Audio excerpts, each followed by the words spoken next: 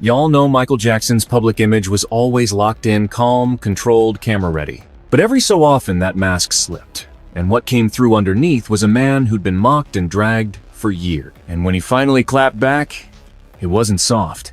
Sharp words, cold eyes, real anger. Always admired him. To have him do something like that was pretty painful as an artist to another artist. And it's sad because, well, I think what Stevie Wonder said is true. And I just don't want to say too much more than that. But he should be ashamed of himself, what he's doing. I've never attacked another fellow artist. Great artists don't do that. You know, you don't have to do that. This reaction is about Eminem's 2004 video, Just Lose It, which mocked Michael's surgery, the infamous '84 Pepsi burn, and the legal trouble he was dealing with at the time. Fans were split when it dropped. And next, Michael doesn't just talk about it, he gets loud about it. Live, on stage.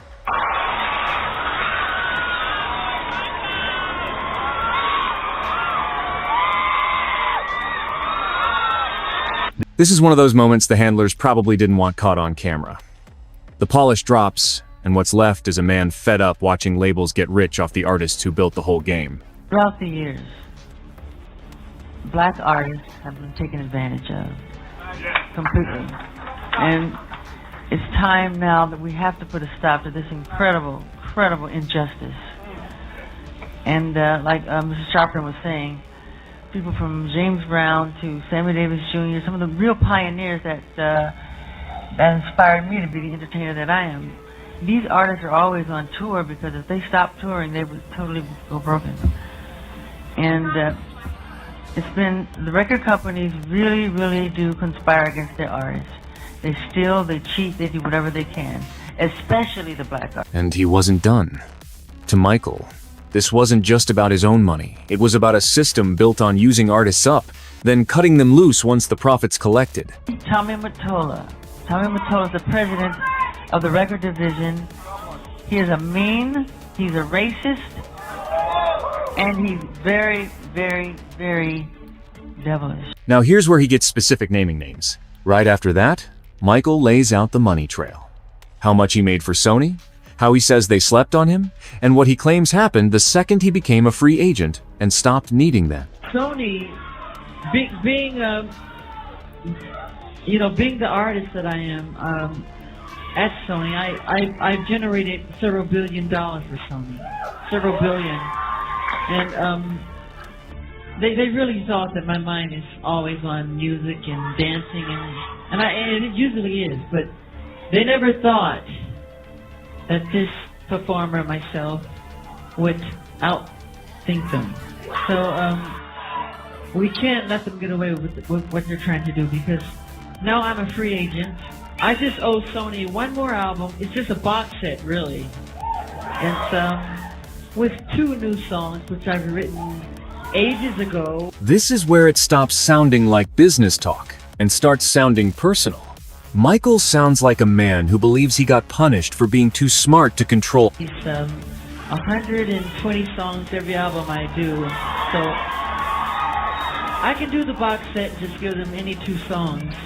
So I'm leaving Sony a free agent, owning half of Sony.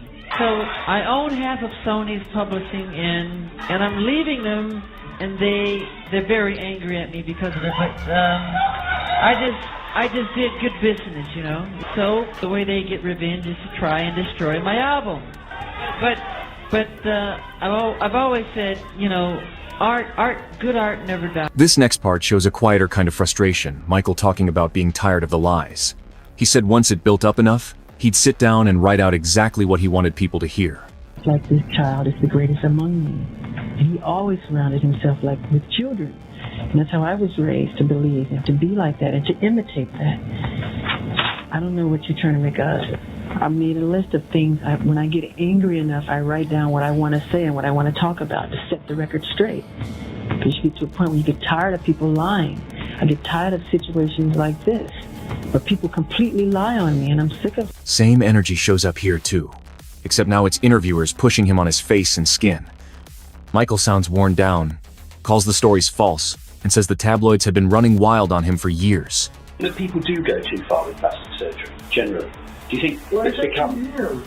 So why are you so defensive when people say Mick Jagger's had one, Paul McCartney may have had one, oh, Michael Jackson's had one? They don't do it that way. What do they do? They just pick on me like I'm the only one that does it. That's why. So if people said, well, actually, Michael's the same as everyone else, Yeah. then it wouldn't upset you so much. It would upset me so much. You know, if you want to have a facelift, you have a facelift. Yeah. If it makes you happy. And it doesn't let up.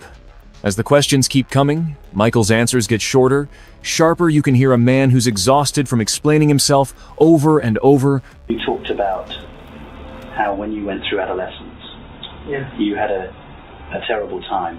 Yeah. And in fact, I had a look at some pictures of you during that period. And you did have a lot of spots. Yeah. Yeah. And being shy as I am and was, then even worse than. Here's a different flavor of frustration this time with his own brothers on stage. Michael's trying to get a word in, keeps getting cut off, and you can watch his patience run thin in front of a live crowd.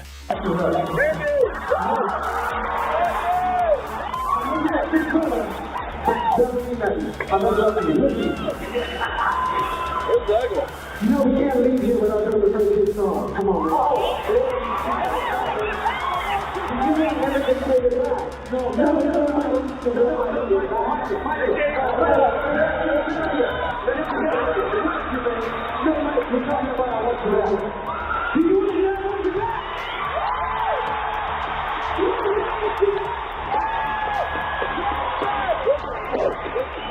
We come to a compromise.